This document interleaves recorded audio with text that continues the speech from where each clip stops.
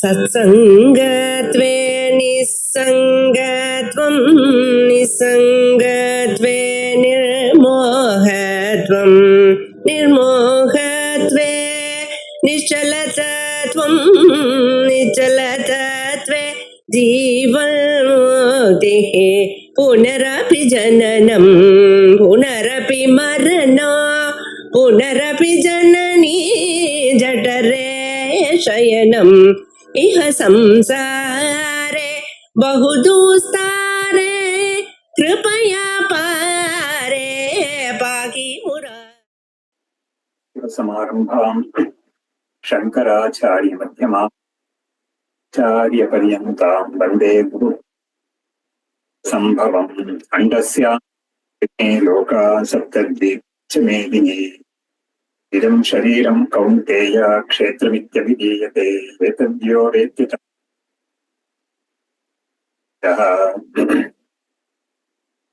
So the 23rd shloka, we have been looking into the Bhashyam.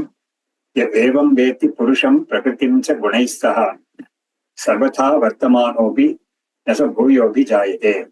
So the shloka says, he who has realized the truth in a twofold manner, that is, with regard to the Purusha, that is the consciousness principle, and Prakriti, the Jada principle, both have to be known clearly as to the reality or as to the nature of both these Purusha Tattvam and Prakriti Tattvam. Such a person is released from samsara. So that is, he won't be born again. Even whatever his conduct is, the conduct and all that will not have a bearing on his cessation from samsara. So this has been stated. So on this, a question was raised about how can the karmas come to an end, because the shloka says that he won't be born again.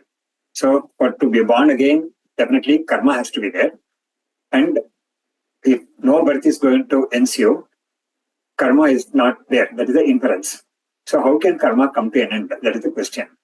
So for this, the question that was taken up was, we shall have three categories of karma. That is, prag janma or jnanotpattehe kritanam karmanam. That is, before the arisal of this jnanam in this janma performed, and those karmas that were performed after the realization till the end of the body, and those karmas which have been performed in the previous several births.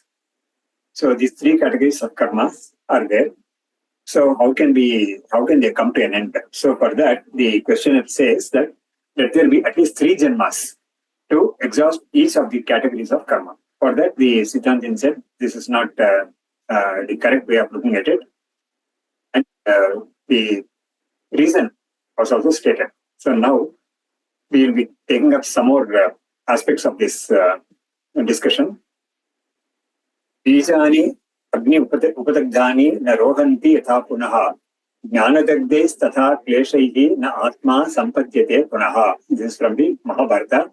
The shloka says, just as the seeds which have been fried will not sprout, in the same way, the karma which has been burnt by the fire of knowledge will not have the effect of giving a birth to the person who has performed the karma. So that is the meaning of the shloka. Iticha. Astu tavat jnanotpatyuttarakala kritanam karmanam jnanena dahaha jnana sahabhavitvat natu iha janmani jnanotpattehe prak kritanam karmanam kritanam cha dahaha yuktaha. So the questioner now says that after hearing what the Siddhantin had to say, now he is coming down. He's making a climb down. So he says, okay, what you say we shall accept.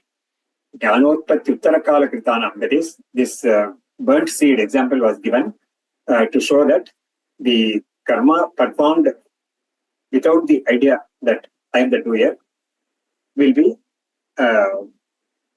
will have no effect at all. That is, it will lose its power to give further birth. So we shall accept that. Jnanotpatti uttarakala kritanam karmanam jnanena dahaha. Since these karmas have been performed after the arisal of knowledge, that is the nahamkarta conviction has deeply rooted in this jnani. Okay, the karmas performed by the body-mind complex after this knowledge has arisen, let them not have any effect. Jnana. So he says that these karmas will be burnt by the jnanam itself. He doesn't want to accept that or admit or concede that the fire of knowledge will burn all the karmas of the past. He doesn't want to say that. So, natu iha janmani jnanotpattehe prakritanam karmanam atita janmakritanam cha dahaha yuktaha. So, we shall have these two categories. The karmas performed by him in this janma before the arisal of knowledge, and all those karmas performed by him before this birth in several countless births. So, let them, they cannot be burnt by knowledge. There is this contention. Further, the Siddhantin says, now such is not the case. Sarva karmani iti visheshanat. Jnanagni sarva karmani asmasat kurute jina. So that is the shloka in the 4th chapter. So there, Bhagavan has said it is sarva karmani. That means all the karmas.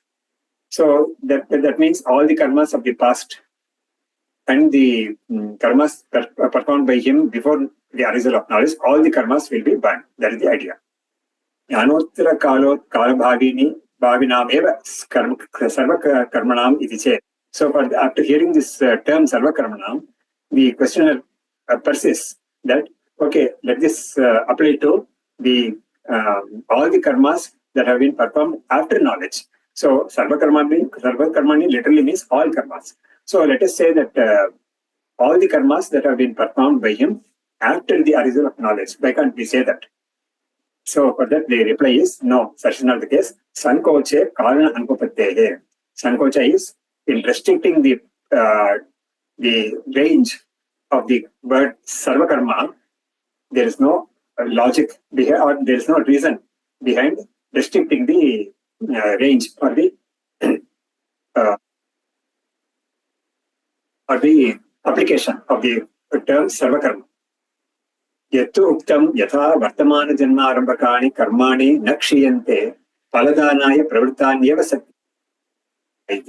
Now the Siddhantin is recalling what the questioner had raised and then refuting them also. So he is now alluding to what the questioner had said.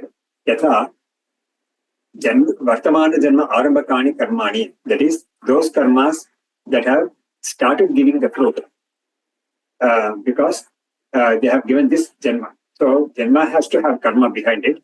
And so he is born now, the person is born now. So that means we can definitely infer that there is karma that has started giving fruit in the form of this body and all the things that have to happen in this body till the end of this body. So that kind of it's called prarabdha karma, and it is there for everyone. It's not just for the jnani. For everyone there is prarabdha karma. And what that prarabdha karma means is that part of the past karma heap of karma, one part has started giving fruits.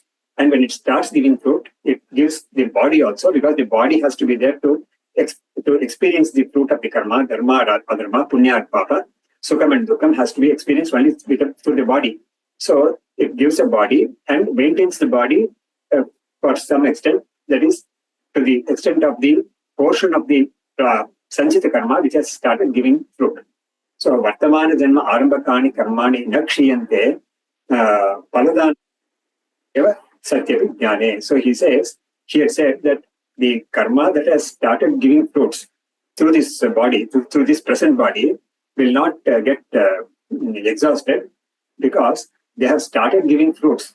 So paladhanaya pravrittanyeva satyapi jnane. So even though they have started giving fruits, even though the knowledge is there, yatha anarabdha palanam api karmanam kshayona yuktaha iti.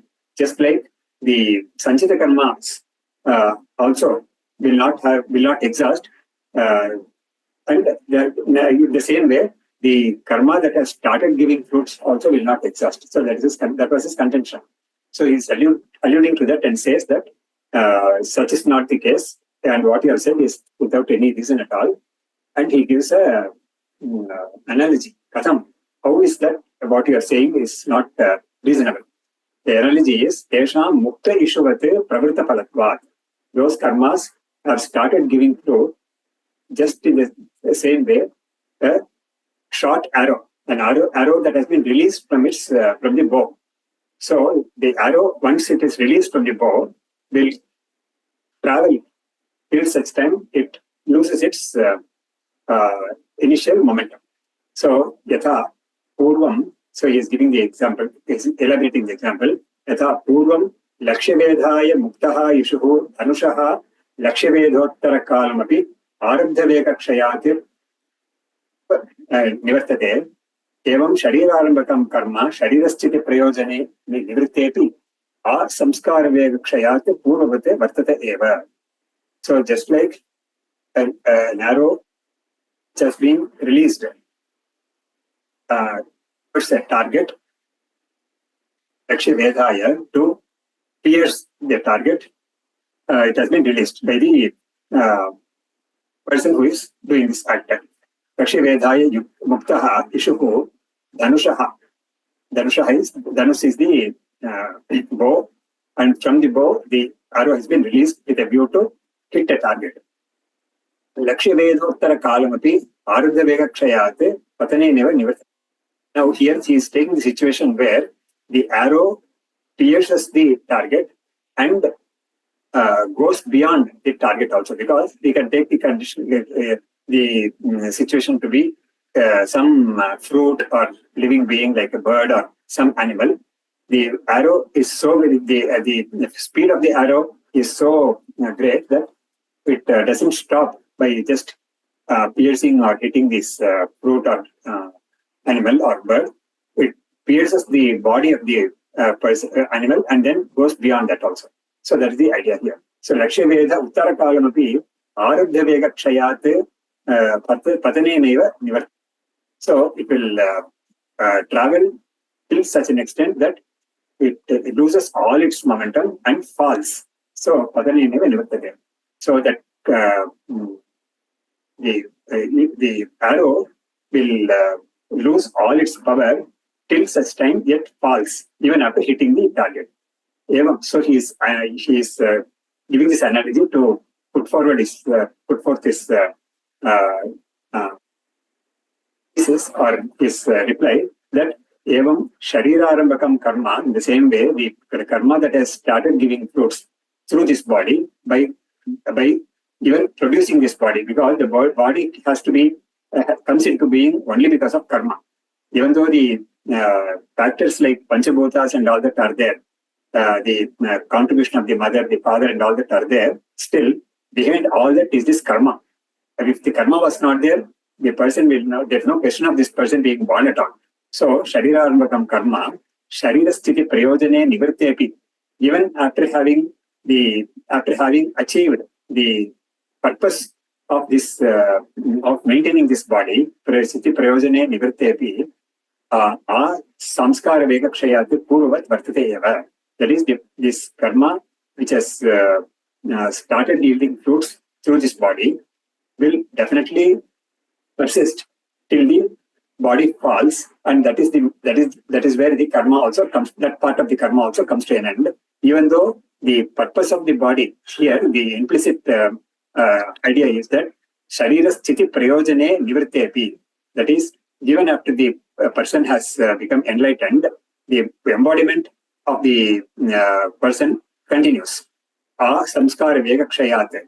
Till such time the initial force of the karma is coming to an end. So till it comes to an end, it will continue.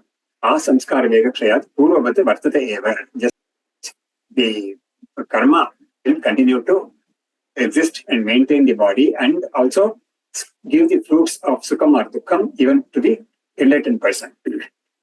Yatha sa eva ishuhu pravritti nimitta anarabdha vegastu amuktaha धनुषि प्रयुक्तोऽपि उपसंह्रियते तथा अनारब्धफलानि स्वाश्रयस्थान्येव ज्ञानेन निर्बीजीक्रियन्ते इति पतिते अस्मिन् विद्युच्छरीरे न स भूयो विजायते इति उक्तमिति सिद्धम्. So now he is concluding this whole discussion by giving another dimension of the same analogy.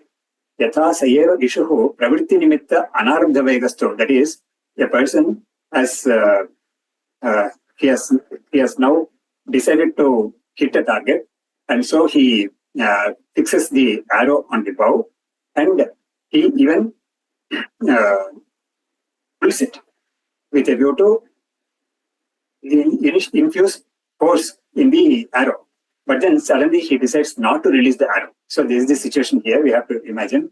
Yatha sayeva ishuhu pravritti nimitta anarabdha vegastu amuktaha. That is, he has not released it. Dhanushi prayuktopi. Even though he has fixed the arrow in the bow, he decides not to release it. So he has even infused the force into the arrow, but he is not releasing it. So dhanushi prayuktopi upasamhriyate. So what happens? The force, it dies off in the bow itself. It doesn't go forward at all because he has not released it. In the same way, the karma that has not started giving fruit, anarabdha karma, swashrayasthanyeva jnanena nirbiji kriyante. It remains where it remains in its own, in its abode itself. So the locus of the karma is admitted to be the antakaranam itself in our system. The mind stuff, that is the sukshma shariram, has the antakarana aspect, and the karma is said to be contained in the antakarana. All the karmas performed by him will be contained in the antakarana only, and new karmas performed by him also will have leave their samskaras there in the antakarana. So anarabdha palani karmani swashrayasthanyeva, they will remain in the same abode, that is the antakaranam. Jnanena nirbiji kriyante. So when he gets enlightened, the karma that is there in the antakaranam, it will lose its power to give him further birth. So that is the idea. Nirbiji kriyante eva patite asmin vidyacharire. So after such a person, body mind complex of that person comes to an end, of this jnani comes to an end, vidyacharire. Nasu bhuyo vijayate iti yuktameva uktamiti siddham. So what Bhagavan has stated, that such a person will not be born again, that declaration is quite reasonable, quite strong, and it cannot be set aside by any kind of logic that you have tried to pose here. So with this sloka and the bhashyam is over. I'll read out the sloka again. Ya evam veti purusham prakritim cha gunai saha. So in this first line, he has conveyed that a person's such a knowledge is the releasing knowledge, or the knowledge which liberates him from samsara. Such a person, sarvatha vartamanopi nasa bhuyobi jayate. Such a person, whatever his conduct be, he's saying this, Bhagavan is saying this because after attaining this enlightenment, the body-mind complex will continue to be there. It won't die because enlightenment does not have the power to put an end to the body. That's the idea. And naturally, when the body-mind complex is there, it will be performing actions, and those actions will be driven by the earlier samskaras of this person. And such actions will be required also to maintain this body, because of that is the nature of prarabdha karma. That's how the prarabdha karma has been designed. So it will make the body-mind complex perform such karmas of these samskaras, and it will ultimately come to an end when the body-mind complex comes to an end. That is, come to an end where the complex comes to an end because of the end of the prarabdha karma. And naturally, born again because the karmas have been exhausted fully. That is the karma, that portion of the karma which has started yielding fruits have been exhausted by experiencing them, and those karmas which have not yet started the yielding fruits and which are remaining in this antakaranam will be rendered ineffective because of this power of knowledge. So that is the message of this shloka. So now, atra atmadarshane Upaya-vikalpaha ime dhyanadeyaha uchyante. So now, such a knowledge, which is so very great, the attainment of such a knowledge, through what means? Those means are being stated here. Because Upaya-vikalpaha. Vikalpa is alternatives. So there are some alternatives through which a person can attain this knowledge. So those alternatives are stated in this first shloka and this second shloka here coming. That is the 24th and 25th shloka. Dhyanena atmani pashyanti kechid atmanam atmana anye sankhena yogena karma yogena chapare. So the three methods are three means are stated here in this shloka. Dhyanena atmani pashyanti kechid atmanam atmana. Some people who have chosen to take this path of meditation, they succeed in realizing the self through the antakarana. That is the only instrument through which knowledge can be attained. So that they will train the antakarana in such a way that it is focusing on the tattvam only and it's full meditation only. In the second type of means through which a person can attain this knowledge is anye sankhena yogena. Sankhya yoga is here. What is meant is the vichara, Vedanta vichara, where a person comes to the knowledge of the tattvas involved in the samsara, involved in the thesis or the theme of samsara through the teaching of the acharya and through the shastram. Very clearly he understands them. And then he applies that knowledge in his vichara. Bhagavad article Bhashya, yogena, then sankhena yogena, then karma yogena chapare. Some others take the path of karma yoga. And the third type was what is stated here, karma yoga. It is not the direct means for Atma-jnana. Karma yoga is a means which prepares the person to enter into jnana yoga and dhyana yoga. Definitely, he has to get the enlightenment and then release from samsara. So these three are being explained in the Bhashyam here. Dhyanena, dhyanam nama, shraddha-dibhyo vishayebhyaha shrotradini karanani manasi upasamvritya. So it's a long sentence. I will just break the sentence for convenient understanding. Dhyanam is dhyanam nama, shraddha-dibhyo vishayebhyaha shrotradini karanani. That is, Shabda, Sparsha, Rupa, Rasa, Gandha are the objects, sense objects. And the sense organs, each of them have, like for example, sound has the sense organ called ear. That is the hearing organ. In the same way, the form has the organ called eye. So these organs, they contact the sense objects and they produce various effects. And that is what is being regulated here. Shabdadibhyo vishayebhyaha shrotradini karanani manasi upasamvritya. Vishaya is the objects. Shabdadi is the sound, form, taste, smell, etc. So here these are the ones which delude a person and bind him, keep him bound to the samsara. So vishayebhyaha shrotradini. So what the first thing that has to be done is to regulate the sense of organs from reaching out to the sense objects. So Shrotradini Karanani Manasi Upasamvritya. So for that the organs will have to be focused in the mind. Manascha Pratyakshethari, and the mind has to be focused in turn on the Atma. So the Indriyas, which have the tendency to go out of the body and reach the sense objects, they have to be controlled and they have to be given a place in the antakarana. Instead of giving them a place in the outside world, they have to be restrained in the mind stuff, that is the manas.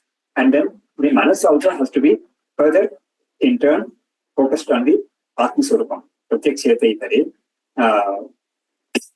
Ekagrataya yat chintanam tat dhyanam. So by doing this and with a focused mind, contemplating on the Atman is what is called dhyanam. And he is giving some famous analogies for this. Tatha Jyayativa Bakaha, Jyayativa Prithvi, Jyayantiva Parvataha iti Upamopada. The examples he is giving. One is Jyayativa Bakaha. Baka is the crane. The crane, it is said to have a very, very focused mind. That is, it is focusing on the fish or the water, any other water, the food that it gets from the flowing water. So it is so very focused on that. And when something comes by the way, it immediately catches it. So, Jyayativa Bakaha.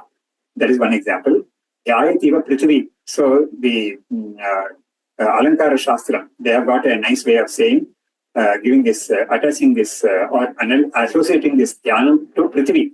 Prithvi is the earth, and it is so very blessed, that is, it doesn't move at all. So it is so established because Prithvi is the one which is bearing even the mountains and oceans and all that. So it is so very firmly placed. So Dhyayativa Prithvi, then Dhyayantiva Parvataha. So the mountains also, they stand still.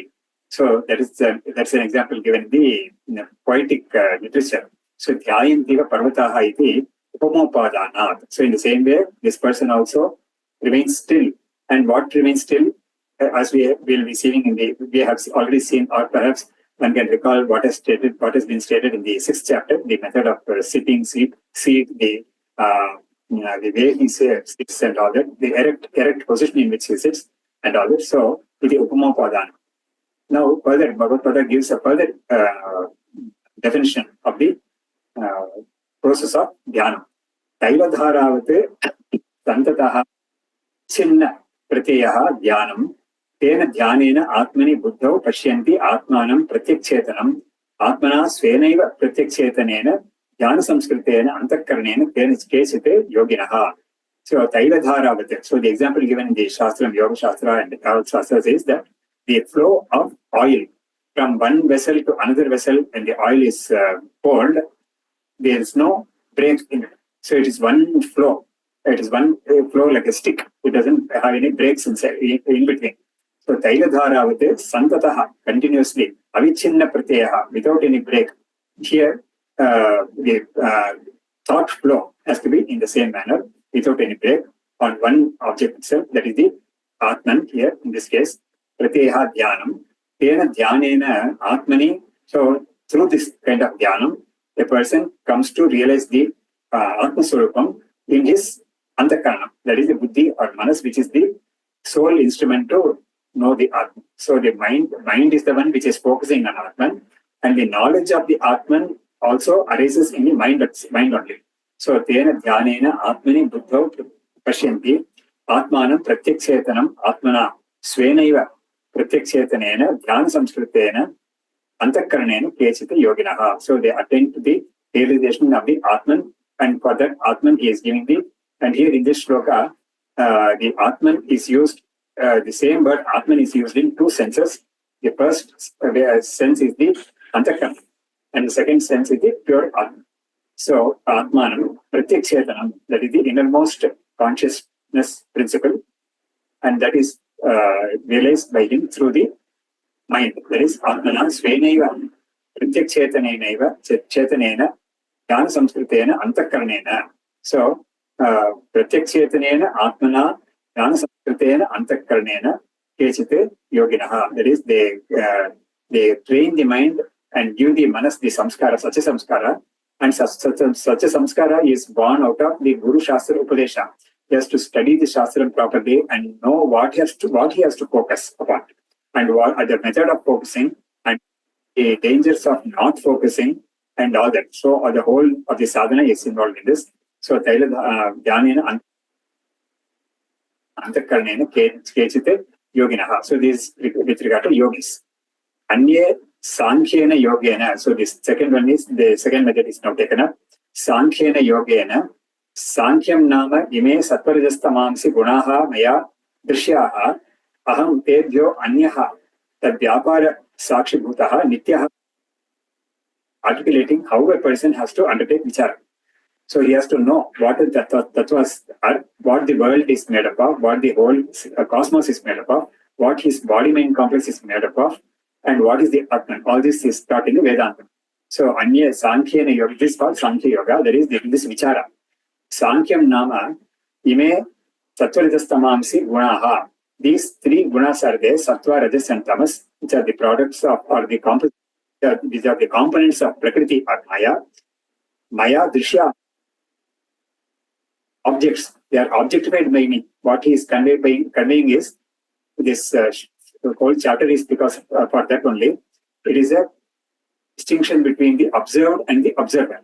So Maya Drishya, so these three gunas are actually observed by me, they are objects to me, and I am their observer, and I don't possess these gunas, but I am only observing these gunas outside. So Drishya, Aham Tebhyaha Anyaha, I am distinct from them. Tebhyaha Anyaha, Tad Vyapara Sakshibhutaha. So this that Sattva-Rajas-Tamo gunas have their own evolved effects, and there will be some activity or the other in the world through these gunas, and I am only the witness of that activity of the gunas. And so what he is trying to convey is that those activities which do not happen in me, the Atman. So they happen outside me, but not in me. That is the idea. That Vyapara Sakshi Bhuta, I am only the witness. Nityaha Gunash Vilakshanaha. And I am Nitya, that is, I am constant, without any change. Whereas those are inconstant and they are continuously transforming. Guna Vilakshanaha and distinct from the gunas, three gunas and their effects. Atma iti chintanam. So it is something like Manobuddhyahankara Chittani Naham. So it is this also one way of contemplation. One can, if he wants, even commit to memory this passage of Bhagavad Pada and then use it for contemplation. Vichara. Iti chintanam eshaha Sankhya Yoga.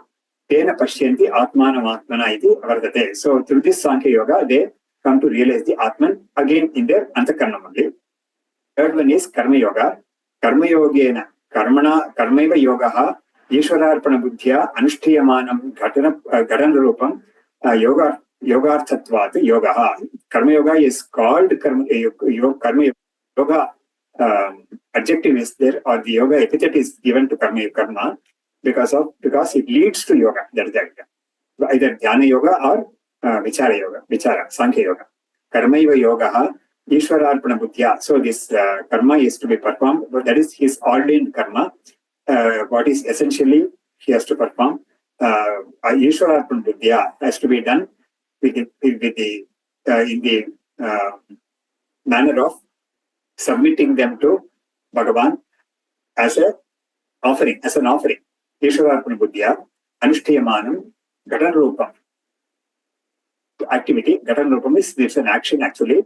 Yogarthatvat, Yogaha Uchete, Gunataha. So the word yoga is used here only in a secondary sense, not in the primary sense, because the primary sense of the yoga will be Dhyana Yoga or Vichara Yoga, where there is a focusing of the mind. Whereas here, the kind of focusing of mind is. So, Karma Yogaha, Yogaha Uchete, Gunataha, Gauna Prayogaha, Tena Sattva-Shuddhi Jnanotpatti Dvarena Cha Apare. So, Bhagavad is very carefully adding this, that through this Karma Yoga, he will not directly attain enlightenment. He will attain Chitta Shuddhi, and then he will take up Jnana Yoga or Dhyana Yoga, and through that he will attain the enlightenment, and then he will be on samsara. So that is the way three yogas have been explained here. Narayana Paro Vikta Dandam Abhyakta Sambhavam Loka Satya Dvipa Chamedini Karunalayam Namami Bhagavat Kannam Vetaragam Vivekanam Vande Veda.